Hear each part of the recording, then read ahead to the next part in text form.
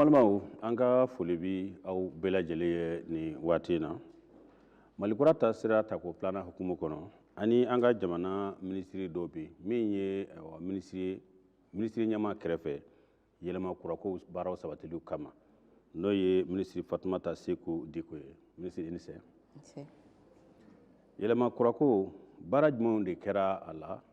baara jumɛnw bɛ sen na ŋaniya jumɛnw sirilen don waati nataw kama o n'a ɲɔgɔnna ɲininkali caman de bɛ yen an bɛna olu kɛ minisiri la walasa ka dɔ fara an ka faamuyaw kan o baara kɔnɔna na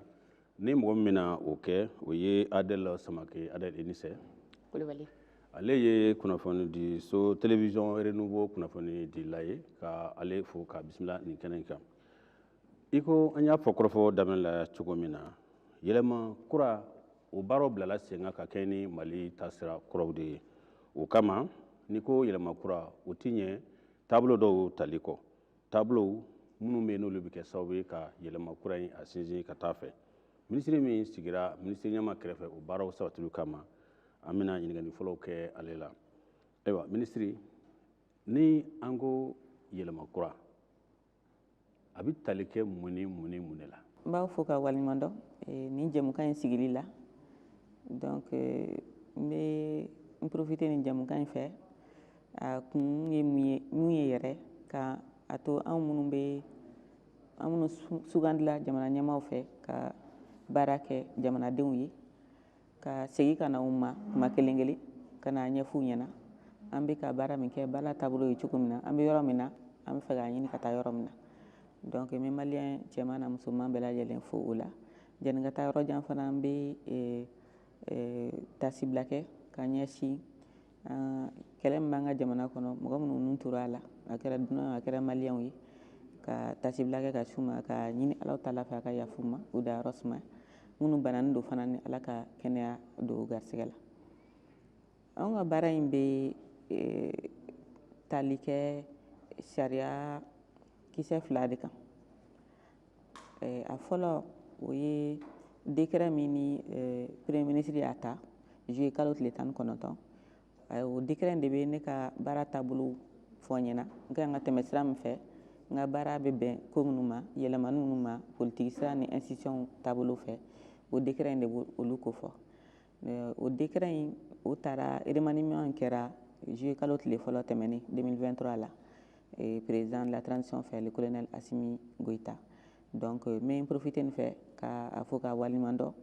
mun na a seginna k'an ka baara kura y'an bolo k'an to nɔ na pour que n ka continuer ka n baara in kɛ maliyɛnw ka nafa kama ani jamana ka nafa kama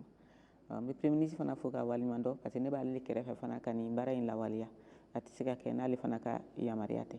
n bɛ n baaraɲɔgɔn bɛɛ fo ministre minnu bɛ n dɛmɛ parce que ne ka baara in taabolo n kelen tɛ se k'a kɛ tuma bɛɛ ni dɔw de bɛ jɛ k'a kɛ ne b'a ɲɛmɔgɔya ta mais ni ministère caman de bɛ tugu ɲɔgɔn kɔ pour que ka se ka a baara in lawaleya donc ni décret in bɔra yen nɔ document wɛrɛ bɛ yen mun taara assise nationale tɛmɛnen kɔ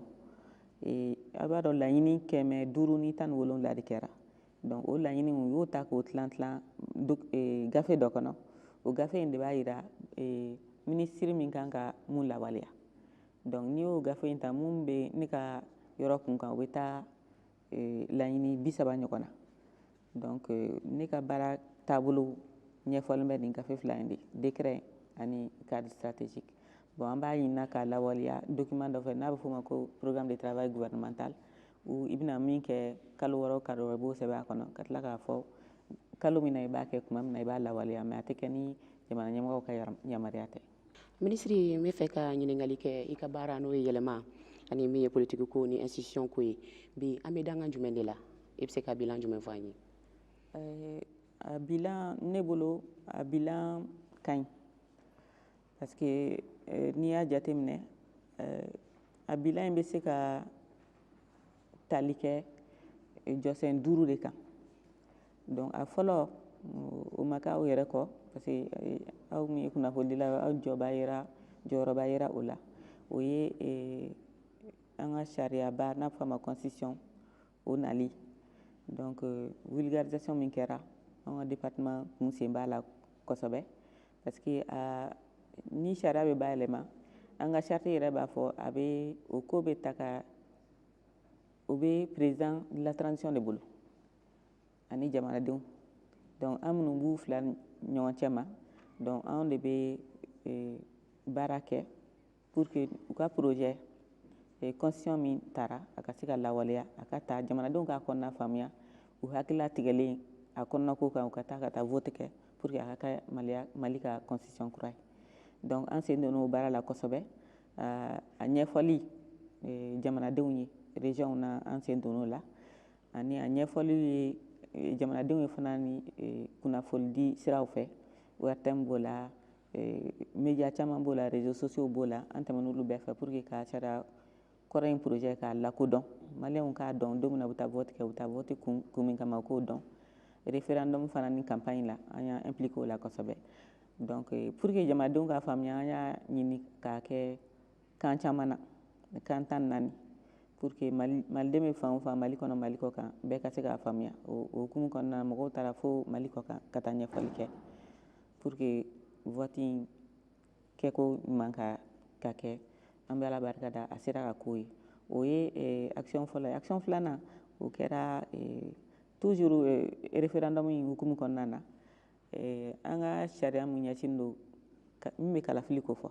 n'a fɔ a ma ko loi électorale an obligera ka yɛlɛmali 3 wa 4 ɲɔgɔn don a la parce que ko dɔw nana ɲɛsin an ma mun kun ma sigi ni mun ye ani mun kan ka kɛ pour que ka kalafili kɛli nɔgɔya maliden bɛɛ lajɛlen ma a fɔlɔ nin kɛra siɲɛ fɔlɔ ye salon iji taga o ni vote ka bɛn donc an y'a kɛ de sorte que idenw bɛ se ka voter par procuration parce que o tun tɛ sariya kɔnɔ en même temps ka to ka ijiw kɛ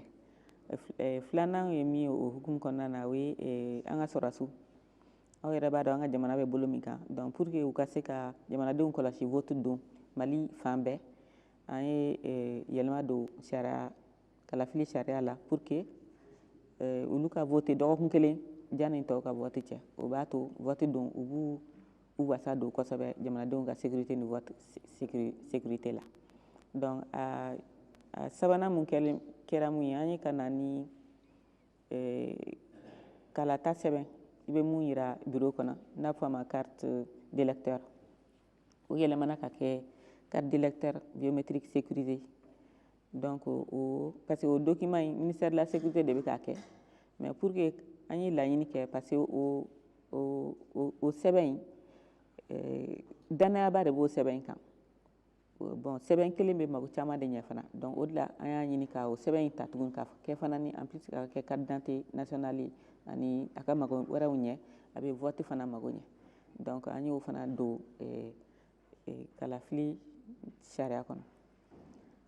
a naaninan point kɛra min ye aw y'a ye ministre de l'administration tora mara ministre ale ka yɛlɛmali caman don mara taabolo la ani jamana sigicogo la donc n'i y'o jateminɛ o bɛ an ka sariya min tun bɛ kalafili kan o b'o bayɛlɛma kosɛbɛ parce que région caman falenna région caman tilan-tilanna ka kɛ u damana région ye donc sisan n'i y'olu bɛɛ ta en charge a bɛ nɔba de don loi électorale kɔrɔlen na donc an ye falen kɛ pour que o fana ka se ka ta pour que ma ka se ka kɛ fichier la fichier min bɛ maliden bɛɛ ko fɔ Mali fan bɛɛ donc a yɛlɛma don la pour que k'a dɔn min bɛ région min na min tɛ région min na k'olu farafansiya k'u bɔ ɲɔgɔn na donc o kɛra yɛlɛmani min donna sariya la n'a fɔ loi électorale yɛlɛmani an bɛ se k'a fɔ an ka bilan na an ye fɛn sabanan min réussi o ye ɲɛfɔli jamana sariyaw bayɛlɛmali taabolo la donc parce que n'i ye baara kɛ mɔgɔ si ma lakodɔn c'est comme si i bɛ ka baara kɛ fu de la an dun bɛ ka fɛn fɛn kɛ a bɛ boli jamanadenw de kan jamanadenw de b'a nafa sɔrɔ ni ko b'a la a bɛ bin jamanadenw de fana kan donc an ye site dɔ créer an ka ministère la min b'a to kunnafoni fɛn fɛn bɛ yɛlɛmali ninnu bolo réforme ninnu bolo kun kan k'a cari k'a kɛ an ka kan bɛɛ la pour que jamanaden caman k'a faamuya u ka se ka jamana ɲɛmaaw fana dɛmɛ u ka baara la tuguni parce que n'u y'a faamuya o bɛ ɲɛtaga nɔgɔya an bɛɛ lajɛlen ma donc o kɛra an ka troisième action ye quatrième action o ye constitution talen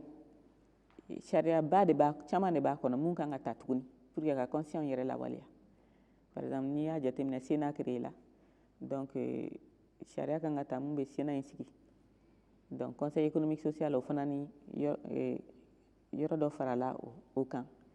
n'i y'a jateminɛ fana ni cour des comptes sigira fɛn caman sigira donc an kan ka o sariya kura ninnu ta an y'o baaraw daminɛ an y'an ka baara an kan ka mun kɛ an y'o kɛ an ka cabinet kɔnɔ maintenant sisan nɔ o baara bannen an y'a di commission wɛrɛ ma min bɛ ka baara kɛ pour que ka jamanaden tɔw ni institution tɔw hakilina don a kɔnɔ pour que a ka kɛ jamanadenw sago ye donc an y'o baara fana kɛ donc baara duurunan ye atelier ninnu de ni atelier caman kɛ min bɛ constitution kɔnɔna ko k'a to jamanaden minnu ɲɛmɔgɔw b'a kɔnɔ comme parti politique organisation de la société civile ani institution administration autorité légitimité traditionnelle musow denw an y'u bɛɛ fara ɲɔgɔn kan ka atelier nin kɛ pour que u ka sariya ba in constitution in kɔnɔna ko faamuya kosɛbɛ k'a dɔn jamana bɛ ka sigilen bɛ ka min kɔnɔ u k'a waleya u ka fasoden ɲumanya la ani u jɔyɔrɔ ye min ye u kan ka min kɛ u fana ka hakɛ ye min ye ko o ɲɛf'u ɲɛna mais o bɛɛ bɛ ɲɛf'u ɲɛna jamana taabolo kura hukumu kɔnɔna la comme n y'a fɔ aw ye cogo min na jamana ɲɛmɔgɔ ye taabolo kura belebele 2 ta donc a fɔlɔ ni o yɛrɛ donna constitution kɔnɔ n'o bɛ fɔ o ma ko triptyque fɔlɔ o ye ko si kana kɛ mun bɛ dankari kɛ jamana ka souveraineté la a ka yɛrɛya la donc ensuite jamana ye sira o sira ta pour que ka jamana lawaleya ka bɔ nɔgɔ la baara si kana kɛ k'o sɔsɔ baara si kana kɛ fana ni ka jamana lakana ni sɔsɔ donc o ye kuntilenna fɔlɔ ye kuntilenna 2nan o ye i bɛ baara bɛɛ baara kɛ i k'a jateminɛ an n'an ka diplomasi ka taa kuntilenna 1 na a ka kɛ sababu ye ka na ni yiriwa ye jamana kɔnɔ a ka kɛ sababu ye fana ni ka jamana lakana donc o ye ka o fɔ ni jɛkulu caman ninnu ka représentant ye pour que parce que olu fana ka niveau la olu fana bɛ partenariat de kɛ u fana sen bɛ jamana baara la donc c'est pour les amener ka na n'u ye u k'a kɛ jamana tɛ se ka kuntilenna dɔ ta olu ka taa kuntilenna wɛrɛ ta min bɛ dankari kɛ nin kuntilenna ninnu na donc c'était pour que ka faamuya na u fɛ o sira kan pour que an ka ɲɔgɔn dɛmɛ an bɛ ka malikura taasira min ta an ka se k'a sira ta nɔgɔya la an bɛɛ ka faamuya kɔnɔ. Minisiri i ka nin kuma ninnu na a bɛ na segin dɔɔni halisa baara ninnu kan i ye kalata sariya i da donna o kuma la an hakili b'a la i tɛmɛna CNT ɲɛkɔrɔ a waatini a goniyara nka sisan EJ sigilen kɔ a k'o bɛ cogo di sariya in b'a la ka labaara cogo di gɛlɛya t'a kɔnɔ wa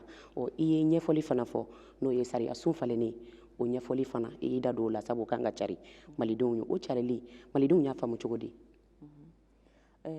Comme n y'a fɔ cogo min na n'i ko k'i bɛ na ni yɛlɛmali ye jamana kɔnɔ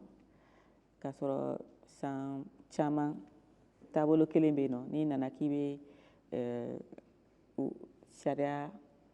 kura ta mun bɛ dankari kɛ o taabolo la a bɛ se ka kɛ a tɛ faamuya donc pour que a ka faamuya je crois que ɲɛfɔli caman de kan ka kɛ ɲɛfɔli caman de ka kɛ parce que n'i ko taa mali kura sira n'i ye mali kura ta sira ta f'i ka a jateminɛ ko minnu man ɲi a la i b'olu bɔ a la ko minnu ka ɲi a la i b'a ɲini k'o sira ta mun b'a to an bɛ avancer teliya la donc sariya in taara a kɛra sababu ye ka na ni ka autorité indépendante de gestion des élections n'a fɔ a ma EJ k'o créer o tun ye assise nationale de la fondation ka laɲiniba ye olu tun ko ka organe unique indépendant de gestion des élections c'est à dire que bulonba kelen mun kelen b'i jija élection organisée la min tɛ administration kɔnɔ min b'a yɛrɛ ye min ka nafolo bɛ d'a yɛrɛ ma a bɛ se ka élection organiser pour que siga kana don a la a ka kɛ jɛya kɔnɔ a ka kɛ jamanadenw sago ye o de nana ni EJ in sigilen bon EJ in sigilen an kɔni bɛ se k'a fɔ an nimisi wasalen don parce que EJ confronté la élection fɔlɔ organisée la n'o kɛra référendum je pense que an bɛɛ y'a ye élection kɔni organisera ka ɲɛ donc gasi caman ma bɔ a la an tɛ se k'a fɔ ko élection bɛ kɛ k'a ban ka sɔrɔ degun ma y'a kɔnɔ mais nin y'a to an y'a tester ka jateminɛ k'a fɔ ni élection wɛrɛ nana a bɛ ni leçon tirer mun bɔra ni organisation na pour que ka kura ta fana préparer ka ɲɛ donc sisan nɔ jamana mɔgɔw y'a jateminɛ comme yɛlɛmani ka gɛlɛn dɔɔni sariyaw taabolo la n'a waleyali la donc sisan nɔ u ye procédé min tɛmɛsira min sigi o ye n'an ye baara fɔlɔ kɛ ka na n'a ye donc u b'u sinsin o baara kan k'a lajɛ jamanaden tɔ fɛn fɛn sen b'a la comme an b'a kɛ cogo min na olu bɛɛ sen don a la k'u hakilinataw ta k'u miiriyanaw ta k'a lajɛ gɛlɛya bɛ yɔrɔ min na k'a lajɛ cogo min na u bɛ se ka ɲɛnabɔ pour que an ka se ka avancer janni a ka adopter donc n'i y'a jateminɛ an y'o de kɛ constitution la processus bɛɛ la vulgarisation bɛɛ kɛra ten bɛɛ de sen donna a la donc sisan an bɛ ka constitution sariya minnu ɲini k'o lawaleya o fana bɛ ka o sira de ta voilà. Ayiwa minisiri i ka kuma kɔnɔna na n y'a faamu ko jamana yɛrɛ taabolo ka yɛlɛma dɔw la ani jamana sariya olu taabolo ka yɛlɛma dɔw la o ye e ka minisiriso ka baara fanbaw de ye i da sera i ye misali ta an ka jamana sariya sunba kan yɛlɛmaw donn'o la kalata sariya gafe i da sera o yɛlɛmaw ma ani sɛbɛn caman yɛlɛma minnu kɛra taabolo kɔrɔ in kɔnɔ olu jɔyɔrɔ kɛra mun ye an ka jamana yɛrɛ taabolo yɛlɛmako 4nan kɔnɔ n'u k'a ma ko 4ème république. U jɔyɔrɔ ka bon kojugu parce que n'i ye constitution in lagɛ ko kura caman de donna a kɔnɔ o ko kura ninnu mana u kunfɛ ten lagɛli de kɛra assise senfɛ k'a ye majɛ minnu bɛ jamana maracogo la jamana taasira la majɛ minnu bɛ ka essayer ka na ni hakilina ye min b'a to an bɛ olu kɛlɛ minnu ma ɲi a kɔnɔ k'olu kɛlɛ ka bɔ a la mun ka ɲi k'olu lasinsin an bɛ se ka kura minnu don a la k'olu fana don a la donc o de la n'i ko i bɛ a jateminɛ a nafa ye min ye 4ème république la i tɛ a ta sira kelen de fɛ i b'a bɛɛ de jateminɛ parce que ninnu bɛɛ bɛ ɲɔgɔn na u bɛɛ bɛ ɲɔgɔn na a foroba jateminɛ parce que a bɛɛ bɛ ɲɔgɔn na parce que a kɔnɔna na jamanadenw ka hakɛ sinsin la jamana fana ka hakɛ ye min ye caman farala o fana kan du parce que n'i ko jamana i ko du de fɔlɔ i ko adamaden i ko du fana ni sinsinna o kuma fɔra a kɔnɔ musow ka hakɛ fɔra a kɔnɔ lujuratɔw ka hakɛ fɔra a kɔnɔ minnu ma ɲɔgɔnma deli ka kɛ constitution kɔnɔ n'o ye administration ye n'o autorité légitimité traditionnelle n'o faamaw ye ninnu bɛɛ kɔ fɔra nin constitution in kɔnɔ parce que a jateminɛna k'a fɔ ninnu bɛɛ kelen-kelenna bɛɛ jamana gulonma sɛbɛ dɔ ye n'u u taabolo man ɲi a bɛ se ka dankari kɛ jamana ka ɲɛtaga la o de la ninnu bɛɛ taara k'u ko fɔ a kɔnɔ o la an y'an profité an ka atelier in fɛ pour que ka ninnu mɔgɔ ninnu bɛɛ wele ka na u k'a faamuya an bɛ fɛ ka taa sira min fɛ jamana fana sigilen don ka mun de kɔnɔ olu fan fɛ olu fana bɛ se ka mun kɔnɔ jamana fan fɛ pour que an k'an fanga fara ɲɔgɔn kan an ka taa o la an ye thème 5 mun ta a thème fɔlɔ bɛ an ka danbew kan kalan fɔlɔ sinsinla o de kan pour que bɛɛ k'a faamuya comme président yɛrɛ y'a fɔ cogo min na n'i ko mali kura dɔ i ko maliden kura fɔlɔ maliden kura de bɛ se ka nin bɛɛ changer ni maliden ma sɔn dɔrɔn an tɛ taa yɔrɔ si an ye o modèle in kalan pour que maliyɛnw k'a faamuya an bɛ fɛ ka taa yɔrɔ min na laɲini mun kɛliw ye danbe bonyali la ani jamana yɛrɛ maracogo taabolo la u k'olu matarafa donc a filanan ye min ye d'abord maliyɛn ensuite a filanan ye min ye o y'an ka danbew ye ni maliyɛn n'i ye ko o ko kɛ n'i ka danbe t'a la an tɛ se ka taa yɔrɔ jan a bɛ se ka kɛ comme sisan an taara bi situation min kɔnɔ je crois que majɛ caman kun kɛra danbew matarafali la donc sisan o de la an fɛ ka segin ka na ni danbew k'u don an bɛ ko o ko kɛ an bɛ action fɛn o fɛn kɛ an bɛ décision fɛn o fɛn ta an y'a lajɛ n'a n'an ka danbew n'an ka ɲɛtaga n'an ka fɔlɔ mara cogoya ani sisan ta n'a sɔrɔ u bɛ taa donc sous thème tɔw olu kun bɛ sujet minnu kan olu bɛɛ de ko bɛ ka fɔ sisan n'i y'a jateminɛ lutte contre la corruption n'i y'a jateminɛ yurugu kɛlɛli ani jamanadenw bɛ se ka sɔrɔdasiw jukɔrɔma tintin cogo di ani u bɛ se ka hali gouvernement yɛrɛ dɛmɛ cogo di pour que u ye sira kura min ta an ka se ka sira in ka nɔgɔya an bɛɛ bolo ani mara taabolo u k'a faamuya élection taabolo kura min an bɛ ka o ɲɛɲini u k'u essayer k'olu faamuya pour que ni mɔgɔ caman y'a faamuya olu yɛrɛ mana faamuya olu bɛɛ bɛ kulu de kɔnɔ donc u kan ka segin ka taa u ka kulu kɔnɔ ka ɲɛfɔli kɛ yen fana na o b'a to maliyɛn caman b'a faamuya et puis o bɛ baara nɔgɔya anw yɛrɛ bolo Ministre an bɛ to an ka danbe kelen in kɔnɔ faso kanw jɔyɔrɔ ka bon danbe la kosɛbɛ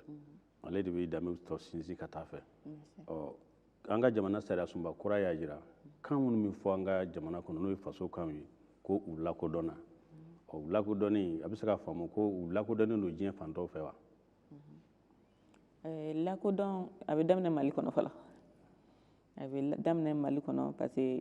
ni an ma min faamuya parce que hali Mali kɔ kan partenaire caman bɛ yen olu caman b'an ka danbew n'an ka kokɔrɔw dɔn ka tɛmɛ an yɛrɛ kan parce que u y'a dɔn a nafa ye min ye jamana kɔnɔ donc an fana bɛ fɛ k'o de matarafa an ka jamana kɔnɔ o de la an y'a fɔ an ka kan bɛɛ lajɛlen ka kɛ jamana ka kan ye donc mais processus jan de don a ko a kuntagala ka jan je crois que a daminɛ ka gɛlɛn a sɛbɛnna constitution kɔnɔ ka ban o b'a jira k'a fɔ a ŋaniya bɛ jamana ɲɛmaaw kɔnɔ ŋaniya bɛ jamanadenw yɛrɛ kɔnɔ ka u matarafa donc an b'an fanga fara ɲɔgɔn kan k'a ko latilen n y'a fɔ aw ɲɛna sisan nɔ constitution sariya minnu kan ka ta pour que ka constitution labaara an ka kanw ta fana sariya b'a la o fana baara bɛ sen na. Ministre yɛlɛma o tɛ se ka kɛ cogo si ni texte tɛ sala baara minnu n'olu b'a ka kɛ an ka texte kɔrɔlenw a bɛ ka baara kɛ n'o de ye wa walima texte kura ninnu a bɛ ka a lataa n'o de ye. Texte falenna ka se hakɛ dɔ ma a bɛ kɛ comme kura de don parce que i tɛ kɔrɔlen i t'i yɛrɛ y'a kɔnɔ tuguni ni i ye kɔrɔlen ta donc n'i y'a jateminɛ sénat créé la donc sénat fana ni bɛ kɛ sénateur ye cogo min na o élection fana kan ka organiser o bɛ k'a kɔnɔ donc mara sigicogo falila a n'a kɛcogoya falila a taabolow falila donc i b'o de jateminɛ ka élection kan ka kɛ région la sisan nɔ ni région kɔrɔlenw tɛ kelen donc o fana bɛ don loi électorale kura kɔnɔ n'i y'a jateminɛ u ye cercle supprimé yɔrɔ dɔ la donc o ye élection taabolo fana faamuya Bamakɔ yɛrɛ kɛra sigidaba kelen commune t'a la tuguni donc i bɛ nin bɛɛ ajuster k'o don élection sariya kura kɔnɔ donc o bɛ na ni yɛlɛmali caman ye o de la an b'a fɔ a ma ko c'est une refonte a bɛ kɛ comme sariya kura. I y'o yɔrɔ min fɔ marabolo kuraw olu créera an b'a dɔn k'a fɔ an ka taliw tun bɛ kɛ marabolow fɛ nka marabolo kura créeli kɛra sababuya ye yɔrɔ dɔw la cercle donna yɔrɔ dɔw kɔnɔ ka caya sisan ni wasadenw bɛ ta u bɛ ta circonscription de fɛ wa walima u taliw bɛ kɛ cogo di. bon an ye a baara ɲɛbilaw kɛ mais n tɛ se k'a fɔ ko o de taara an ye min fɔ o de taara donc u bɛ ka commission bɛ ka réunir a kan pour que ka a lajɛ mun ka ɲi an ka jamana ma jamanadenw ka intérêt bɛ mun na k'o kɛ n'a u tilala baara la a tɛ fɔ jamanadenw kɔ fɛn fɛn intéresselen don a la lajɛ bɛ kɛ ka ɲɛfɔli k'u ye. Ministre n'i ko yɛlɛma san kelen ko tɛ san fila ko tɛ jamana taabolo yɛrɛ de b'a la ka yɛlɛma ka taa fɛ o tɛ ɲɛ kow bolodali kɔ mun fɛɛrɛw tigɛlen b'a bolo waati nataw la yɛlɛma kura walasa ka se ka nɔ bɔ Mali ka lafiya kama. I ni ce i ka nin ɲininkali la n'i y'a jateminɛ fɛɛrɛ n ka kuma kɔnɔna na n ye fɛɛrɛw kuntigɛ déjà ka ban déjà an ye sariya ɲɛbila minnu dilan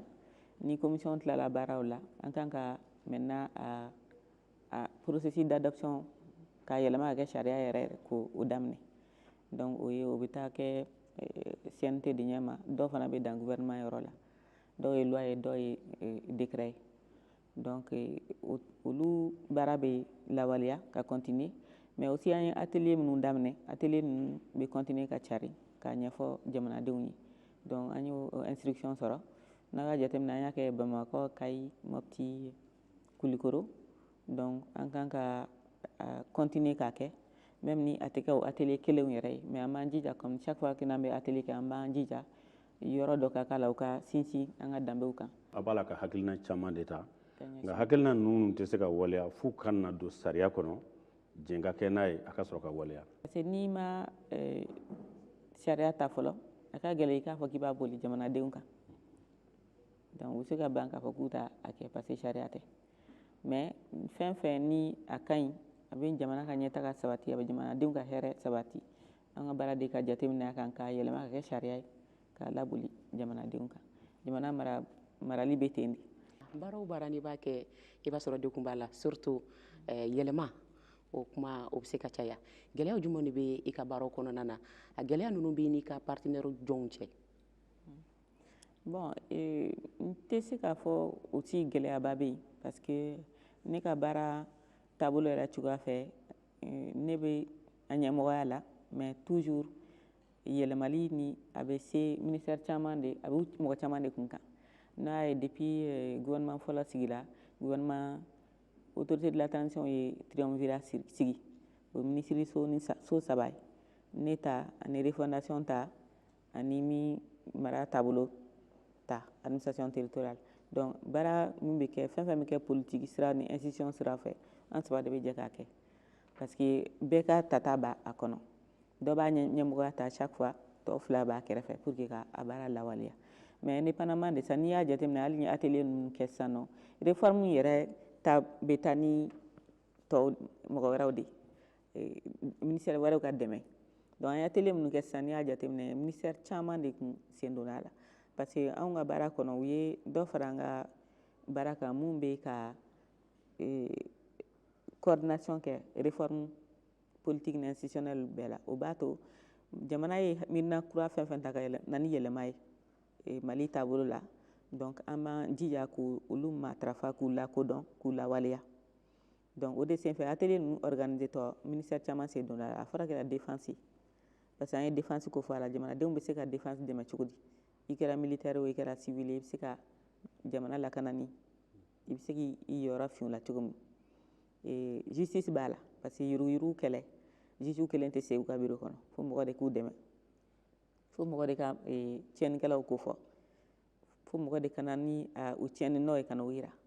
o yurugu taabolo o de la justice kun sen b'a la ensuite ministère de la sécurité b'a la protection civile ministère de la jeunesse b'a la ministère chargé des femmes o fana b'a la ani administration territoriale de fondation ninnu bɛɛ tun sen bɛ ani culture parce que danbe sira ninnu bɛɛ ye culture donc ninnu bɛɛ tun bɛ sen bɛ atelier ninnu na bɛɛ ka représentant tun b'a la o b'u fo k'u waleɲuman dɔn o la parce que u y'a to an sera ka atelier nin kɛ fo k'a ɲɛ jusqu'à ce que maliyɛnw ko an ka continuer ka taa a kɛ yɔrɔ caman na nin bɛɛ lajɛlen baara kɔ minisiri i bɛ se ka mun fɔ ko b'an bolo kɔnɔ malidenw ye e ka minisiriso kun kan mun b'an bolo mun b'an bolo belebele b'an bolo o ye constitution ye fɔlɔ constitution bɛ yen nɔ constitution b'an bolo constitution fɛn tɔ bɛɛ bɛ tali kɛ constitution de la donc n'i ye constitution sɔrɔ i ye hakilina sɔrɔ i ye maliyɛnw hakilina sɔrɔ i y'u ka danbe sɔrɔ i ye jamana jɔli ko kuma fɔli i y'o sɔrɔ a kɛcogo ɲuman i y'o sɔrɔ donc i ye jamanadenw kalifa jamana ɲɛmɔgɔw la i ye jamana ɲɛmɔgɔw kalifa jamanadenw na donc constitution yɛrɛ dɔrɔn ye belebeleba ye ka kɛɲɛ ni ŋaniya bolodalenw ye ani n'i y'i sinsin baara kɛlenw kan ani baara minnu bɛ senna ŋaniya minnu bolodalen don mun bɛ fɛ bi ka fɔ malidenw ye walasa yɛlɛma kura ninnu ka se ka kɛ fɛn sabatita ye kuma kuncɛ kuma la ne bɛ min fɔ kuma laban na c'est ka maliyɛnw fo u ka muɲu la jamana mara la transition kɔnɔna na parce que u y'a faamuya ko ni jamana yɛrɛ bɛ bolola u yɛrɛ ka laɲini